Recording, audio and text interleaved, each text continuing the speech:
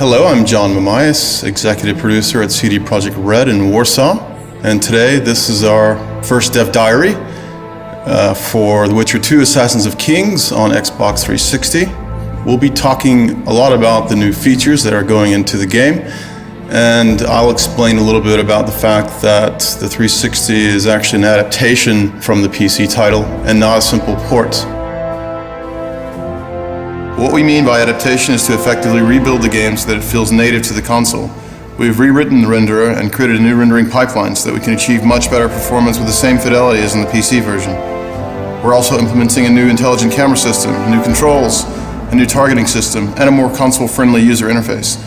We're also adding significant new content and other features.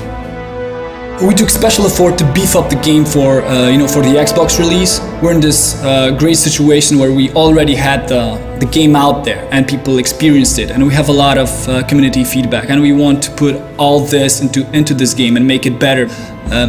Especially it's very complex story. We want everyone to understand it. That's why we beefed up especially the final chapter of the game. We've put in some additional events, additional sub quests, so that the story develops in the way we've imagined it, like the first time.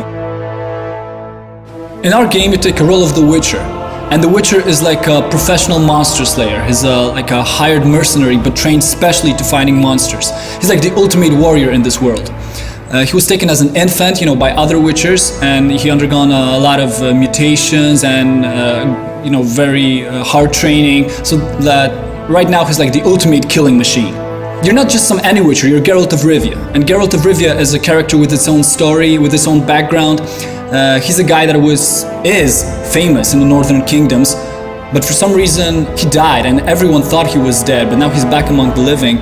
But the circumstances of his return are clouded with mystery, because he has amnesia and he forgot how he came back. When Geralt faces the assassin who takes the life of one of the most important kings of the North, is the moment where your past gets to you, and it's the beginning of your journey. In addition to an epic story, the game features complex combat system that combines intense dynamic action with tactical choices. You can combine different character abilities and character customization with real-time moves such as parry, dodge, riposte. You can also choose from a variety of tactical options. You can use alchemy, traps and bait, you can throw bombs at your opponents, you can use different ranged weapons, you can use magical signs or magic. You can also sneak and deal non-lethal blows, non-lethal attacks to your foes. Since we started to work on adaptation of The Witcher 2 on consoles, we already knew that we had to put a lot of work to make user interface fit more to the gameplay style of the consoles. That's why we gathered a lot of information from our fans from the PC version of the game, and we included this knowledge to our work. We are also including a lot of new improvements, like to give an example, a special, totally new targeting system which allows you to select easily a proper enemy. We want to improve controls in our game in terms of combat and outside of it, because it's really important matter for us to have a game fluid and smooth in those areas. That's why we decided to rewrite whole controls code from scratch, and the same is with camera system.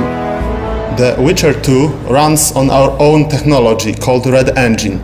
We decided to develop it because we wanted to achieve unlimited creative and artistic freedom. We wanted to give our designers and artists tools to create the world of Witcher just the way they seen it.